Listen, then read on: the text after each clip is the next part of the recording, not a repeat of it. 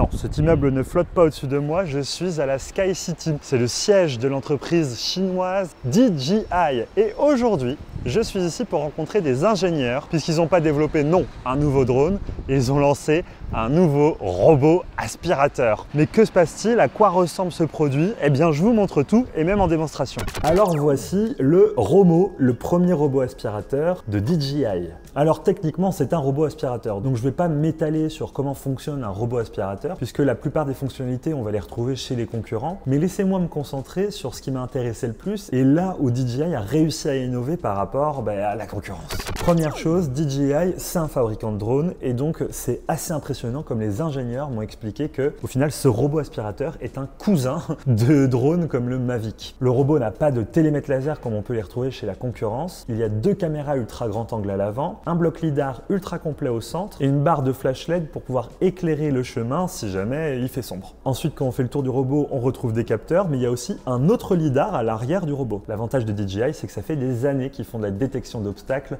avec leur drone. Et bien c'est simple, ils ont repris le même logiciel et les mêmes algorithmes et ils l'ont foutu dans ce robot aspirateur. J'ai pu mettre absolument tous les types d'objets par terre et le robot les évitait à coup sûr. Que ce soit des Lego, des chouchous, des fausses crottes d'animaux et même une simple carte posée au sol, le robot la détectera, comprendra que ça ne fait pas partie intégrante du sol et que ça va le gêner dans son aspiration et donc il l'évite. Cette détection, elle sert aussi au robot à se repérer dans son environnement et ça fonctionne très bien. Il fait vraiment le tour de la pièce et de tous les objets au millimètre près. Ce robot aspirateur, il est aussi cousin des drones de DJI parce qu'il est équipé de moteurs. Et ouais, les moteurs rotatifs, ça ils savent faire chez DJI. Et ils sont conscients que cette technologie passionne le grand public. C'est pour ça qu'ils ont opté pour un design 100% transparent. Ici, on peut voir l'ensemble des composants. Ils ont été teintés de blanc et de gris, ce qui donne un style un peu tech mais en même temps minimaliste. Et voir les moteurs tourner au travers du panneau transparent en direct comme ça pendant le lavage, c'est franchement impressionnant. Là où DJI me semble bien meilleur que la concurrence, c'est sur le bruit que génère le robot. Il est extrêmement silencieux. En fait, ils ont mis des filtres anti-bruit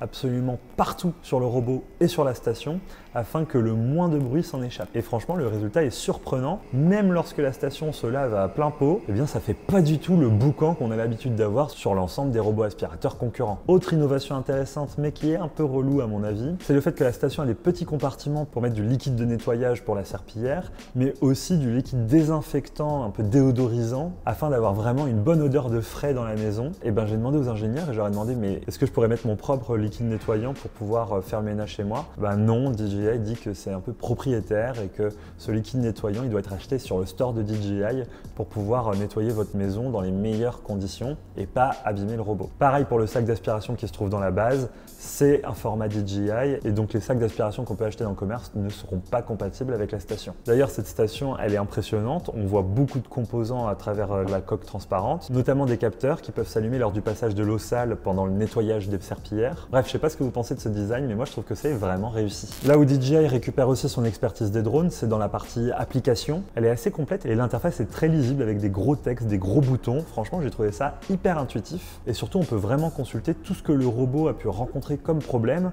Il va les photographier, les identifier. Et franchement, ça, c'est très impressionnant. Même la petite carte qu'on avait déposée au sol, eh bien, il l'a photographiée et ainsi, il pourra m'indiquer via une notification « Eh oh, t'as fait tomber des trucs chez toi ». Ensuite, assez classique pour un robot aspirateur premium en 2025, on a des serpillères rotatives avec un moteur de surélévation afin d'éviter qu'elle rentre en contact avec un tapis si le robot doit y passer. Il y a également deux brosses rotatives à l'avant du robot. Et ce qui est amusant, c'est qu'on a deux bras côté droit du robot, un pour la serpillière, un pour la brosse rotative, et ils se déploieront pour pouvoir frôler au mieux possible les plinthes de vos murs pour ne pas oublier le moindre grain de poussière sur son passage. Donc moi j'aime beaucoup cette vision du robot aspirateur selon DJI. Après, la concurrence a quand même des atouts. Je pense notamment à Roborock avec son robot aspirateur hyper fin qui fait 7 cm de hauteur pour passer sous tous les meubles. Bon, celui-ci il n'est pas non plus très épais, il a un peu moins de 10 cm. Chez Kovacs, ils ont aussi innové sur la serpillière avec des systèmes de rouleaux rotatifs, un peu comme sur les balais laveurs de sol. Et chez Dreamy, il y a aussi des innovations assez folles, notamment la capacité de passer des obstacles super élevés dans la maison pour pouvoir passer par exemple des pas de porte. Et c'est peut-être un petit reproche qu'on peut faire à DJI, c'est qu'ils n'ont pas été jusque-là dans le côté révolutionnaire du robot. C'est au final un robot premium qui me semble assez classique. Il propose tout de même une super puissance d'aspiration de 25 000 pascal et ça c'est le très haut du panier sur le marché. Donc en termes de technique d'aspiration, ça me semble être loin d'être à la ramasse, mais c'est pour dire que même s'ils ont des arguments côté un peu tech, la concurrence n'a pas l'air de se laisser faire du tout. Bref, j'avais envie de vous faire cette vidéo parce que c'est quand même important de noter que DJI c'est quand même une marque qui se focalise sur la production vidéo un peu nouvelle avec les drones, les petites caméras portables stabilisées, etc., etc.